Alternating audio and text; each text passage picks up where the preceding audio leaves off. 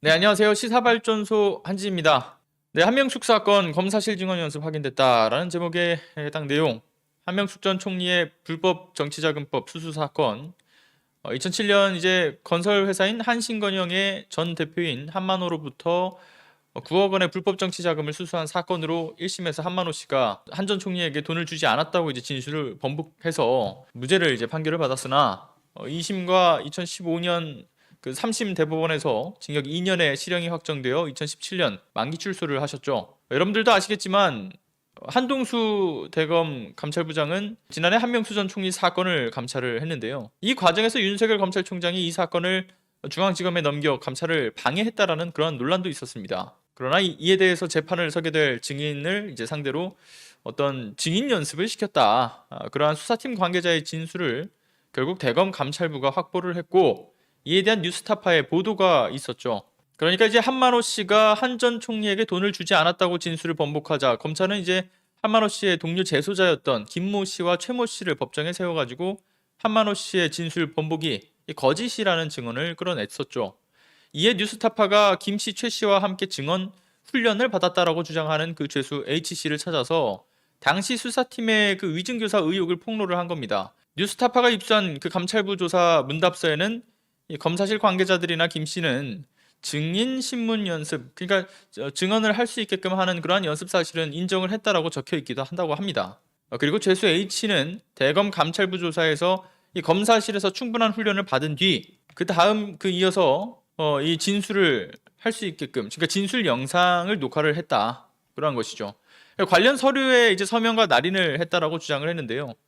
이러한 이제 조사 영상에 관해서는 한명숙 전 총리 재판 당시에도 쟁점이었기 때문에 대검 감찰부에서 한 전 총리 그 수사팀에게 이 영상을 제출할 것을 또 요청을 했으나 수사팀은 이 영상 자체를 보관하지 않고 있다라고 답변했다고도 합니다. 그런데 여기서 정말 중요한 게 있습니다. 바로 이 검찰 보존 사무 규칙에 바로 그 중요한 부분이 있는데요.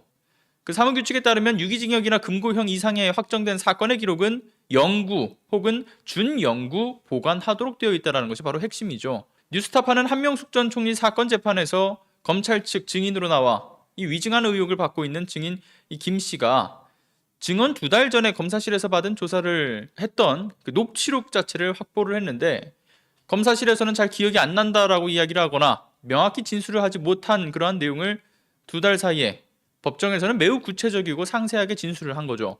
그러니까 검사실 조사에서는 한만호 씨를 어디서 만났는지 전혀 기억을 하지 못했는데 이 법정 증언에서는 날짜와 장소 그리고 구체적인 대화 내용까지도 정확하게 진술을 합니다. 그리고 한만호 씨가 한 전 총리에게 돈을 어떻게 전달을 했느냐라고 하는 그런 부분에 대해서는 이 검사실 조사에서 순서는 좀 잘 모르겠지만 한 전 총리 아파트 근처 주차장에서 전달을 한 것으로 들었다. 뭐 이렇게 진술을 하는데 그 법정 증언에서는 돈을 준 순서와 일시 그리고 아파트 근처라고 증언을 했던 것이 이 검찰의 수사 내용과 정확하게 일치하는 그러한 것이라고 합니다. 그러니까 죄수 H는 김 씨와 또 최 씨와 함께 검찰이 이 컴퓨터에 써주면 그걸 그대로 베껴가지고 검찰이 작성해 놓은 그대로 연습을 했다라고 이야기를 하면서 그 법정 증언을 앞두고 증언 훈련을 받았다라고 주장을 했는데요.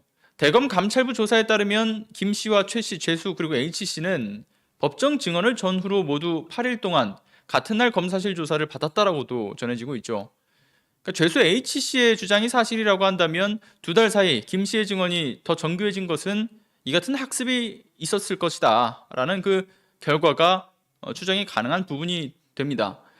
이에 대한 어떤 김 씨, 그리고 담당 검사, 그리고 검찰은 묵묵부답, 답변하지 않을 계획이라는 그러한 답변만 하고 있습니다.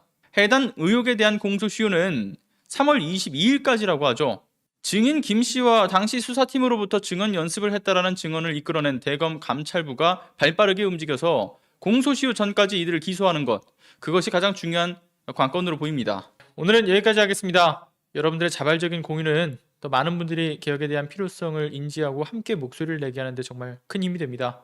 그동안 하셨다면 구독과 알람 설정 부탁드리고요. 좋아요 안 누르신 분들은 좋아요까지 꼭 좀 부탁드리겠습니다. 오늘도 끝까지 시청해주셔서 감사합니다.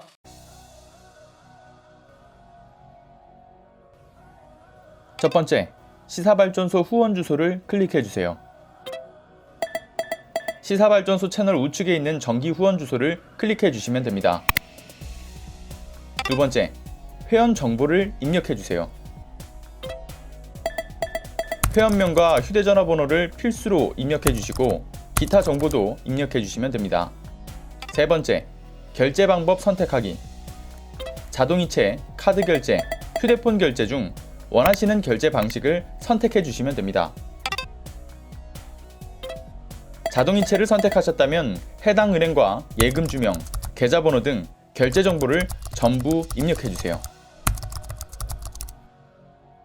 다음은 원하시는 결제일과 결제 금액을 선택하시고 결제 동의란에 체크 후 신청하기 버튼을 클릭해 주시면 됩니다. 클릭하셨다면 휴대폰으로 전송된 문자 메시지에서 본인 확인 주소로 접속해 주시고